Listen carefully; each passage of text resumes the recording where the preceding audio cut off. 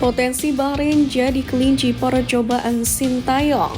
Andik Firmansyah kritik program naturalisasi PSSI. Supporter Malaysia tuduh Indonesia kolusi dengan FIFA.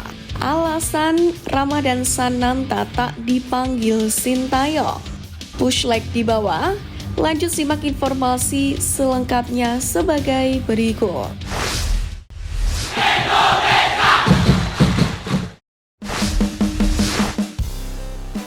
Andik Firmansyah kritik program naturalisasi PSSI.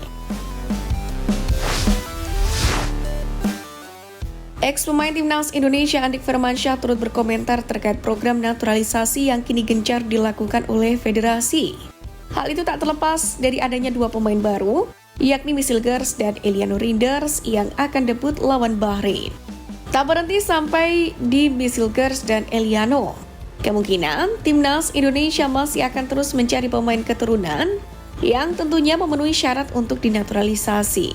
Sebab PSSI sendiri menegaskan butuh 150 pemain berkualitas jika timnas Indonesia ingin mencapai level dunia. Menanggapi hal itu, Andik berharap meski saat ini timnas Indonesia banyak dihuni oleh pemain keturunan, PSSI tetap memperhatikan pemain-pemain lokal. Terlepas dari kritik tersebut, pemain Persiraja itu menyatakan tetap mendukung penuh proses naturalisasi yang kini masih digencarkan oleh PSSI. Andik merasakan betul pemain naturalisasi membawa dampak baik dalam peningkatan prestasi sepak bola nasional. Dia pun yakin para pemain keturunan itu memiliki kualitas yang baik. Ya, peningkatan sangat luar biasa, ya gitu kan. Ya, dihuni pemain-pemain naturalisasi yang sangat kualitas semuanya. Itu mungkin lebih eranya berubah gitu. Apa ya, yang terbaik buat negara kita, ya saya dukunglah seperti itu. Tapi jangan mungkin juga pemain-pemain lokal juga diperhatikanlah seperti itu. Ya.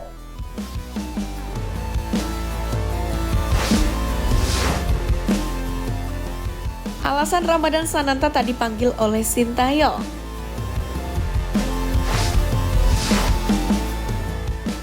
Pertama, keputusan krusial. Keputusan tak memanggil Ramadan Sananta murni keputusan Sintayong. Itu sebagaimana disampaikan oleh Sumarji selaku Ketua Badan Tim Nasional. Sumarji menilai Sintayong telah memantau Liga 1, jadi telah mengetahui para pemain yang siap dibawa untuk menghadapi Bahrain dan Cina. Kedua, kalah bersaing dengan Malik Rizaldi.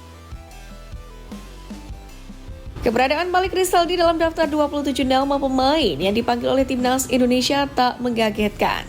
Sebab penyerang Persebaya Surabaya ini tengah naik daun di Liga 1 musim ini. Dalam 7 pertandingan, sang pemain sudah memainkan 4 laga dan menyumbangkan 2 buah gol. 3. Kurang greget. Ramadan Sananta merupakan salah satu pemain andalan Persis Solo. Itu bukan sebuah isapan jempol belaka sebab ia selalu tampil dalam 7 pertandingan di Liga 1 musim ini. Hanya saja ketajamannya di depan gawang lawan masih dinilai kurang oleh Sintayong yang memantau pertandingan Liga 1. Maka pemain yang memiliki nilai pasar 4,7 miliar rupiah ini baru mencetak 1 buah gol.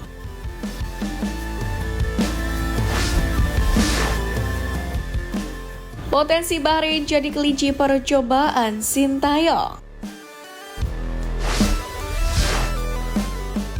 Besarkan skuad Garuda akan membawa peluang 3 poin dari Bahrain National Stadium Rifa.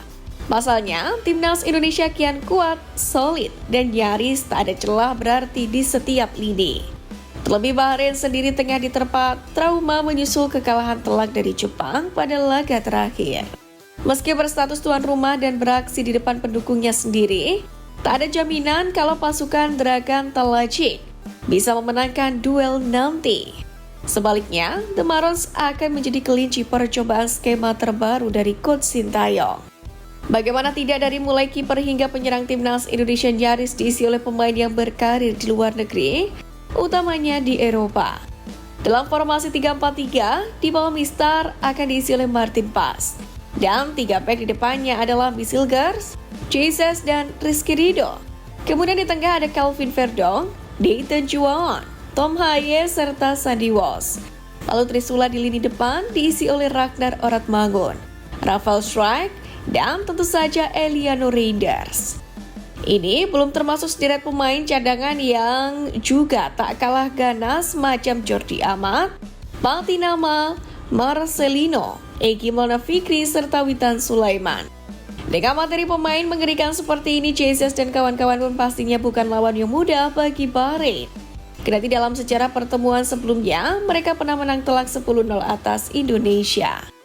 Selain itu, dua hasil imbang kontra Arab Saudi dan Australia yang notabene langganan Piala Dunia membuat anak asuh Sintayong kian termotivasi mencuri poin penuh atas Bahrain.